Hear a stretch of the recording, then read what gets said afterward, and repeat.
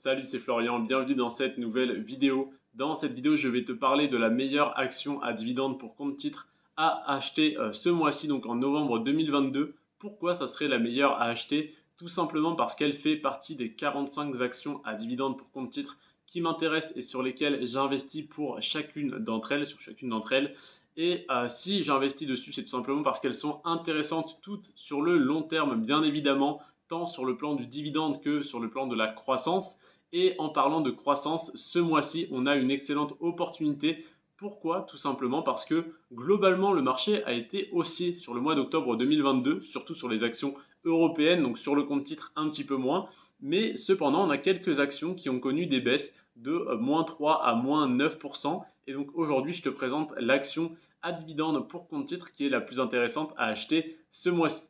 Donc ce mois-ci, on a l'action Medical Properties. C'est une REIT, donc une entreprise qui détient de l'immobilier aux États-Unis et qui te reverse 90 à 95% des loyers perçus. Donc Medical Properties REIT, c'est donc une entreprise qui détient des établissements de santé, des établissements de soins aux États-Unis et donc qui perçoit des loyers de ceux-ci. Ce qui est intéressant sur ce type d'entreprise, sur les REIT, c'est tout simplement que les bails qui sont signés sont des bails des bails commerciaux, donc des bails sur 10 ans, reconductibles tacitement.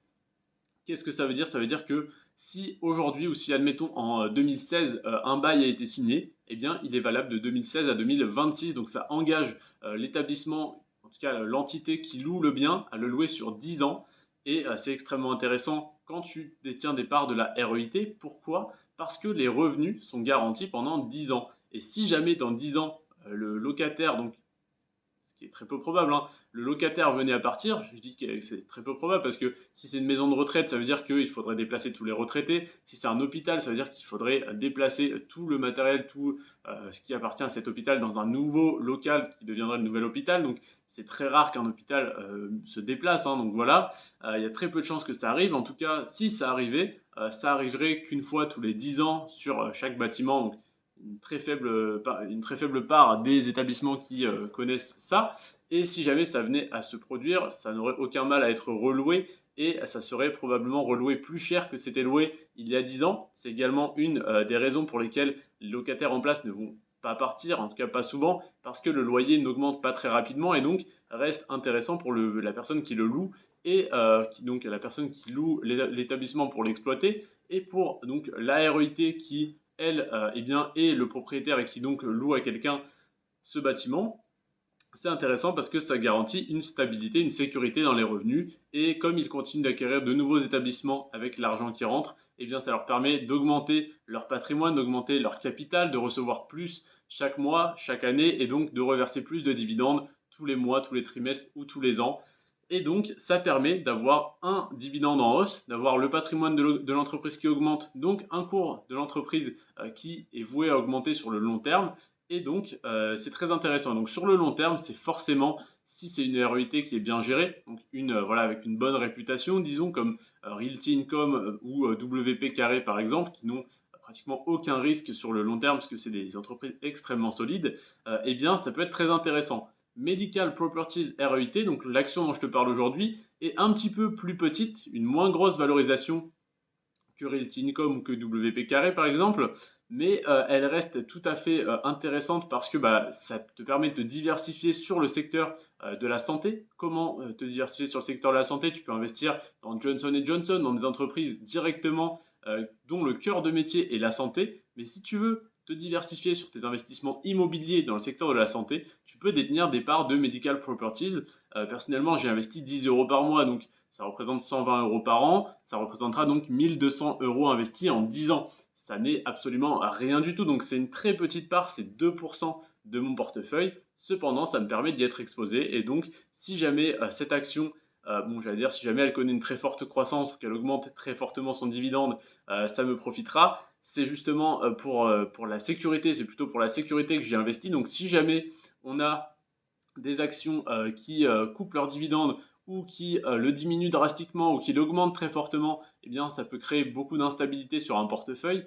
En l'occurrence, là, Medical Properties Trust, c'est une entreprise plutôt sécuritaire, déjà parce que c'est de l'immobilier et parce que c'est de l'immobilier en bail commercial sur le secteur de la santé, donc avec des bailleurs, enfin des locataires qui devraient rester sur du très long terme et qui devraient donc avoir des loyers qui n'augmentent que tous les 10 ans, donc progressivement, très lentement, et donc une rentabilité intéressante dès aujourd'hui, de plus en plus intéressante avec potentiellement une petite croissance sur le cours de l'action sur le long terme. Si évidemment la REIT fait le choix de réinvestir ses bénéfices et de continuer d'acquérir de nouveaux établissements de santé. À savoir que Medical Properties, jusqu'au mois dernier, donc jusqu'en octobre 2022, était en positif, était à plus 3% sur les 10 dernières années sur le cours de l'action. Autrement dit, le cours de l'action était en stagnation avec vraiment une hausse très très légère de quelques pourcents, hein, de 2-3%, ce qui est très faible, je te l'accorde, mais en tout cas, voilà, la valeur était dans le positif. Et ce mois-ci, donc en tout cas le mois dernier, sur le mois d'octobre 2022, l'action Medical Properties a fait moins 9%. Moins 9% en un mois, c'est une très très forte baisse. Pourquoi? Tout simplement parce que les taux des crédits immobiliers augmentent. Donc pour avoir la même rentabilité en tant qu'acheteur, tu veux acheter moins cher. Donc les acheteurs sont prêts à payer moins cher les biens. Donc le prix de l'immobilier baisse assez fortement ces derniers mois et potentiellement ces prochains mois, voire ces prochaines années. En tout cas, ça peut représenter une opportunité intéressante en tant qu'investisseur quand tu peux obtenir un financement, mais quand tu ne peux pas ou que tu peux seulement à des taux assez élevés, c'est assez compliqué et donc ça fait baisser le prix de l'immobilier de manière globale. Donc forcément, les actifs de l'entreprise, les biens immobiliers, les hôpitaux, les centres de soins, de santé que détient Medical Properties perdent en valeur, perdent en valorisation. Maintenant, on va réfléchir ensemble à est-ce que c'est grave ou pas. Admettons que tu as acheté il y a 15 ans ta maison valait 150 000 euros, elle a pris un petit peu en valeur, elle est montée à 180 000, tu ne l'as pas revendue pour autant. Bon, ça c'était, admettons, il y a 3 ans. Maintenant, le prix de l'immobilier baisse un petit peu, cette maison que tu as toujours payée 150 000 euros, hein, que tu continues peut-être à rembourser, elle perd en valeur, elle vaut maintenant 130 000 euros. Donc, tu te dis, mince, ma maison a perdu en valeur, mais en soi, est-ce que ça te change quelque chose? Tu es toujours dans la même maison, tu as toujours le même bien, il n'est pas fissuré, il n'a pas perdu en valeur parce que la maison est en mauvais état. Il a perdu en valeur parce que l'immobilier de manière générale a perdu en valeur. Est-ce que pour autant tu vas revendre ta maison? Absolument pas. C'est d'ailleurs le pire moment pour la revendre. Ça serait d'ailleurs plutôt le meilleur moment pour acheter. Et donc, maintenant, faisons le parallèle avec Medical Properties. Les actifs de l'entreprise se déprécient. Les actifs, donc les immeubles, en tout cas les centres de soins, les hôpitaux, perdent de la valeur. Pourquoi? Parce que l'immobilier, de manière générale, perd de la valeur. Donc, est-ce que c'est une bonne raison? Est-ce que c'est un bon moment pour revendre tes actions? Ou pour eux, pour revendre leurs hôpitaux? Pas du tout. C'est d'ailleurs le meilleur moment s'ils veulent continuer d'acquérir de l'immobilier, donc de renforcer leur patrimoine et donc de détenir plus d'établissements qui vont leur reverser toujours plus de loyers. Et également, ce qui est intéressant, ce à quoi il faut penser, c'est que oui, la valeur des biens immobiliers qu'ils possèdent perd peut-être, diminue peut-être un petit peu, perd de la valeur, mais les loyers, eux, restent les mêmes parce qu'un loyer peut augmenter. En l'occurrence, pour eux, ils augmentent tous les 10 ans, ils augmentent très lentement, de faibles pourcentages, mais un loyer ne diminue pas. Une fois qu'il a augmenté, il ne diminue plus. Donc là, on a une baisse de 9% ce mois-ci sur l'action Medical Properties. Pourtant, les loyers qu'ils vont percevoir vont rester les mêmes, sauf si certains clients sont insolvables, sauf qu'il n'y a pas plus de raison aujourd'hui que hier qu'ils soient insolvables.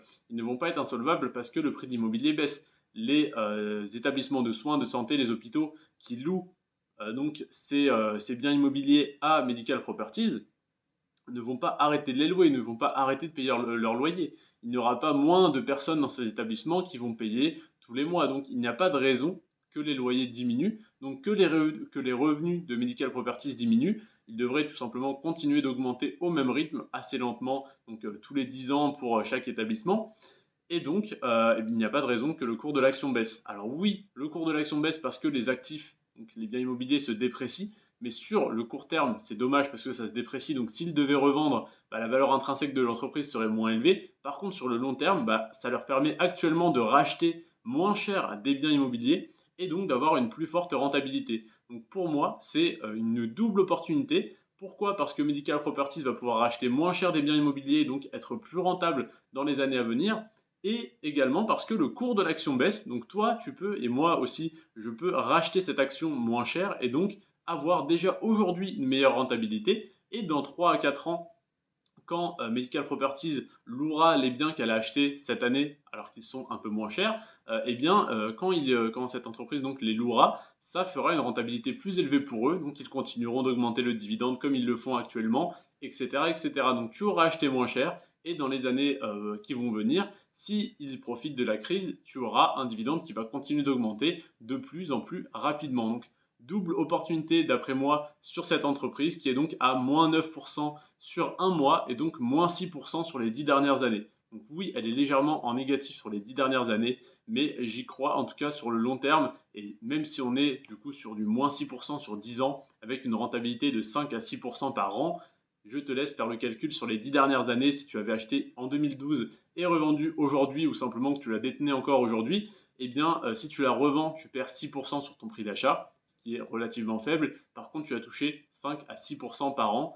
Et en plus de ça, si tu as acheté il y a 10 ans, tu as un rendement, donc enfin un dividende en tout cas qui a augmenté année après année.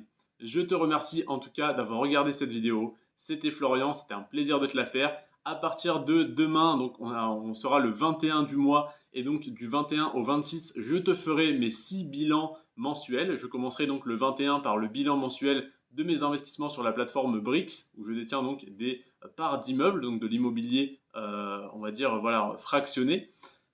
Le 22, mon bilan mensuel de ma chaîne YouTube, donc sur tout simplement les statistiques de ma chaîne YouTube. Ensuite, le 23, le bilan mensuel de mon PEA. Celui-là, il te plaît beaucoup, je le sais bien. Le 24, le bilan mensuel de mon compte titre, où je te détaillerai donc les 50 actions que je détiens en portefeuille donc sur mon compte titre. À savoir que normalement, cette liste d'actions, je la vends sur Amazon. Là, je te les donne gratuitement dans cette vidéo. C'est également, je pense, pour ça que cette vidéo marche très bien. Ensuite, je te ferai une vidéo qui marche beaucoup moins bien, c'est le bilan mensuel de mes investissements en crypto-monnaie au mois de novembre 2022. Et donc, cette vidéo marche un petit peu moins bien parce que je suis plus axé sur la bourse, sur ma chaîne YouTube, mais c'est pas pour autant qu'elle est moins intéressante. Donc, n'hésite pas également à la regarder, ça peut t'ouvrir un petit peu l'esprit si jamais tu n'investis que en bourse et pas encore en crypto-monnaie. Alors, je ne suis pas un trader compulsif, hein, j'investis vraiment en bon père de famille sur le long terme en crypto-monnaie, donc n'hésite pas à aller voir cette vidéo, ça peut être intéressant. Et ensuite, je te ferai le 26 du mois de novembre le bilan mensuel complet de mon patrimoine, donc l'état de mon patrimoine au 1er novembre 2022, à combien s'est élevé mon patrimoine, de combien il a augmenté ce mois-ci, à savoir que, petit spoiler, il a augmenté de plus de 1000 euros ce mois-ci. Je te remercie en tout cas d'avoir regardé cette vidéo. C'était Florian, sur ce, prends soin de toi et de tes finances, et à demain. Ciao.